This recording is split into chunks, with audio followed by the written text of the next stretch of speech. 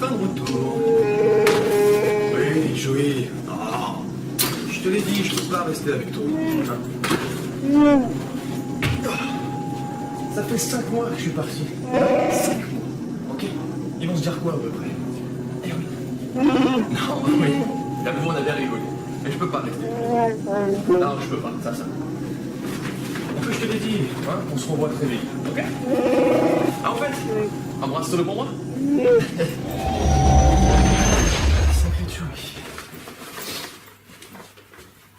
Bonjour à tous, c'est Andrea, j'espère que vous allez bien. Nouvelle vidéo, nouvel univers, aujourd'hui direction Dathomir, à la rencontre de l'un des senior sites les plus puissants, Dark Maul. Maul est un Zabrak, espèce originaire de la planète Iridonia, cependant ce dernier verra le jour sur Dathomir. Les Zabraks originaires de Dathomir portent le nom de Frères de la Nuit, servant de combattants et d'esclaves aux Sœurs de la Nuit, tribu dirigée par l'une des plus puissantes sorcières, la mère de Maul, Mère Talzin. Dark Sidious, Big Boss suprême Sith, repérant le potentiel de Maul, trahira Talzin, s'enfuira avec le jeune Zabrak qui deviendra par la suite son apprenti. Maul devenu Dark Maul vouera un dévouement sans limite à son maître, un dévouement tel qui se façonnera l'un des sabres laser les plus stylés de toute l'histoire de Star Wars.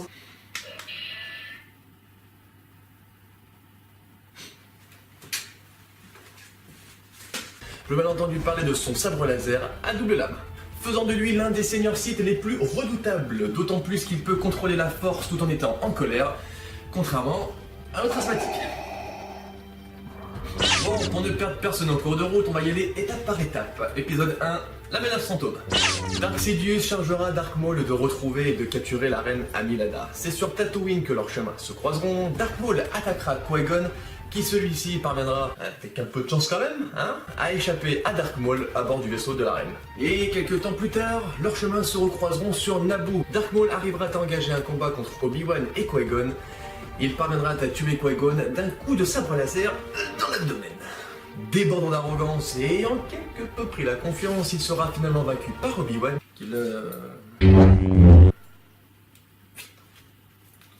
et tombera dans le puits derrière lui, mais... Deuxième partie de Clone Wars.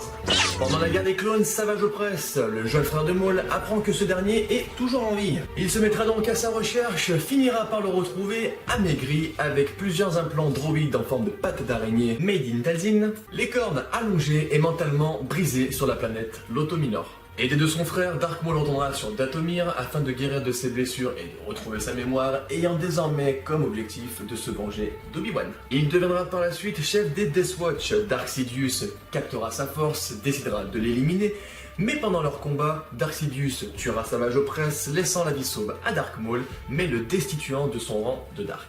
Et enfin, dernière partie, Star Wars Rebels. Dark Maul, dès lors âgé de plus de 50 ans, vit désormais sur Malachor. Ou Malachor, c'est comme vous voulez.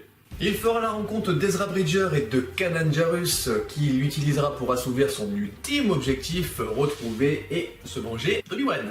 De retour sur la planète au soleil jumeau Tatooine, Dark Maul réussira enfin à retrouver Obi-Wan et lancera son ultime combat contre lui.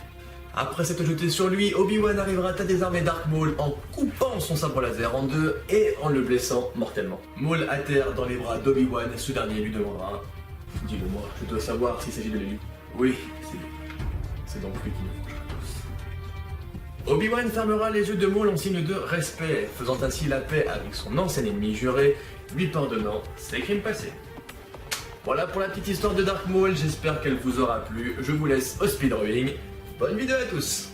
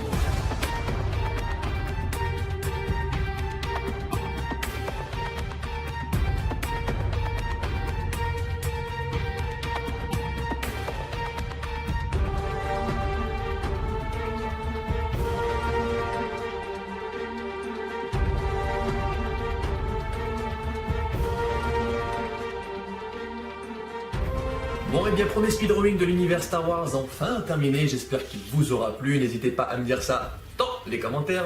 Et j'en profite également pour vous passer un petit message, donc qui n'est pas pour moi, qui est pour Steve McMarty, qui tient la page Specimen Comics. Donc il est auteur de ce bouquin, qui est donc Specimen Comics, un comics purement français. Il a fait une petite page Ulule, donc Ulule qui est une plateforme de financement participatif. Voilà, c'est un énorme projet pour sortir le premier tome. Il faut récolter à peu près 9800 €, il me semble, on doit être à une quinzaine de pourcents. Je vous fais ce petit message parce que c'est un petit projet qui me fait vraiment kiffer.